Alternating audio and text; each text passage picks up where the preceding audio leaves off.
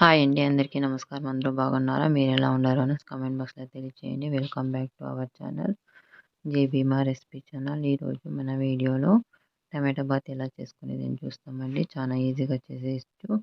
నా video first time చూస్తున్నట్టయితే ఇప్పుడే లైక్ చేయండి, షేర్ చేయండి. మీ ఫ్రెండ్స్ అండ్ ఫ్యామిలీకి షేర్ చేయండి. రండి వీడియోలోకి వెళ్ళిపోదాం. ఇంకా ఆలస్యం ఎందుకు, రండి వెళ్ళిపోదాం. చూడండి, నేను ముందుగా ఒక కుక్కర్ పెట్టుకున్నాను. అందులోకి ఒక 4 టేబుల్ స్పూన్ అంత ఆయిల్ వేసుకున్నానండి. ఆయిల్ వేసుకున్నాక ఒక చిన్నది పలావాకు, ఒక 4 లవంగము, ఒక చిన్న పీసు చెక్క, కొంచెం సోంపు, కొంచెం కస్తూరి మేతి, కొంచెం జీలకర్ర, ఒక హాఫ్ కప్ అంతా పుదీనా వేసుకొని దీనిగా కొంచెం ఫ్రై చేసుకుంటాము.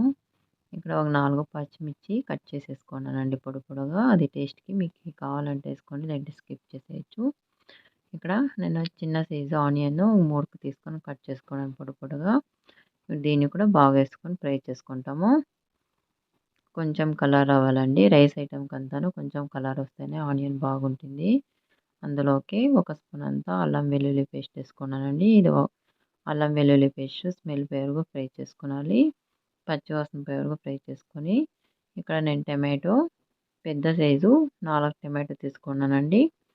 4 టమాటో తీసుకొని ఇది కొంచెం మెత్తబడే వరకు ఫ్రై చేసుకుంటాము.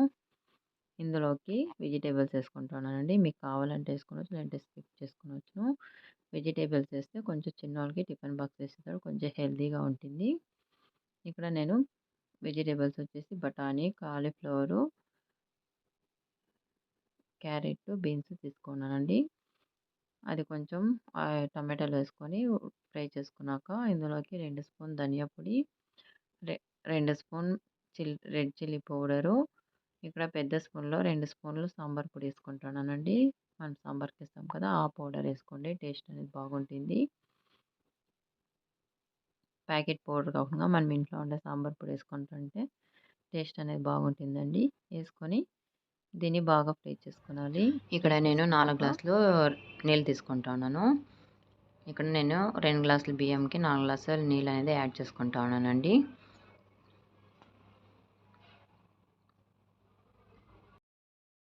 వేసుకున్నాక దీనికి తగినంత ఉప్పు అనేది యాడ్ చేసుకుంటాము. మీకు రైస్కి ఎంత కావాలో చూసుకొని వేసుకోండి. చూడండి, ఇది నీళ్ళు బాగా ఉడుకుతుంది. నీళ్ళు బాగా ఉడికే వరకు ఉడకపెట్టుకోవాలి దీన్ని. ఇప్పుడు ఇందులోకి మనం ముందుగా కడిగి పెట్టుకోండి బియ్యం వేసుకుంటామండి. చూడండి, బియ్యం వేసుకొని దీన్ని ఒకసారి కలుపుకుంటాము.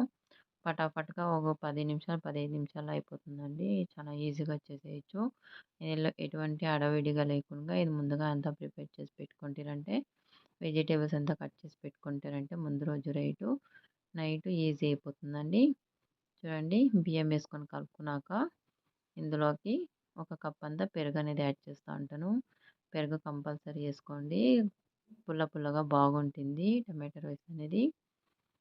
చూడండి, ఒకసారి బాగా వేసుకొని కలుపుకున్నాక లిడ్ క్లోజ్ చేసుకొని ఒక విజిల్ రానిచ్చుకుంటానండి. అంతే, 2 విజిల్ వద్దు, ఒక విజిలే రానిచ్చుకుంటాను. ఒక విజిల్ వస్తే చాలండి, బాగా ఉడికిపోతుంది ఇది.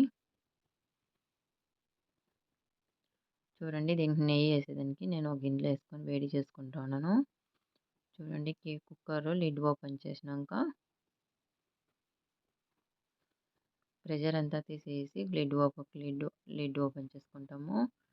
చూడండి, రైస్ అనేది బాగా ఉడికింది. లాస్ట్లో కొంచెం దమ్కేసుకుంటాం దీన్ని. లాస్ట్లో కొంచెం కొత్తిమీర వేసుకొని కొంచెం నెయ్యి వేసుకొని లాస్ట్లో వేసుకుంటారంటే టేస్ట్ అనేది బాగుంటుందండి. ఫస్ట్లో వేసేదానికన్నా లాస్ట్లో వేసి కలిపేసి చిన్నోళ్ళు టిఫిన్కి వేస్తే సూపర్ టేస్టీగా ఉంటుంది. మధ్యాహ్నం వరకు ఆ టిఫిన్ బాక్స్లో నెయ్యి ఫ్లేవర్ అనేది పోకుండా చాలా బాగుంటుందండి. నేను ఎప్పుడు లాస్ట్లోనే వేస్తాను. మీకు ఇష్టమైతే ట్రై చేయండి, లేదంటే రైస్లోనే ముందుగానే వేసి బాయిల్ చేసుకోండి. చూడండి, నేను నెయ్యి వేసుకొని కొంచెం కొత్తిమీర వేసుకొని దీన్ని ఒక 2 నిమిషాలు అలాగే దమ్కేసుకుంటాము.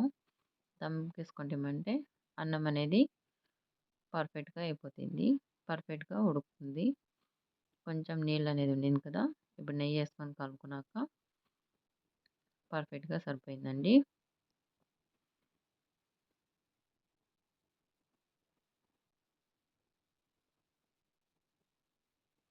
చూడండి కుక్కర్ ముಚ್ಚడం ఉల్టా చేసుకొని ఒక 2 నిమిషాలు దమ్‌కేసుకుంటారంటే రెడీ అయిపోయింది. చూడండి చిన్నోళ్ళ టిఫిన్‌లోకి తినేసిపోయేదానికి దానికి బాగుంటుంది. సూపర్‌గా ఉంటుందండి. చూడండి చేసిన వెంటనే 2 నిమిషాల్లో కుక్కర్ అనేది ఖాళీ అయిపోయింది.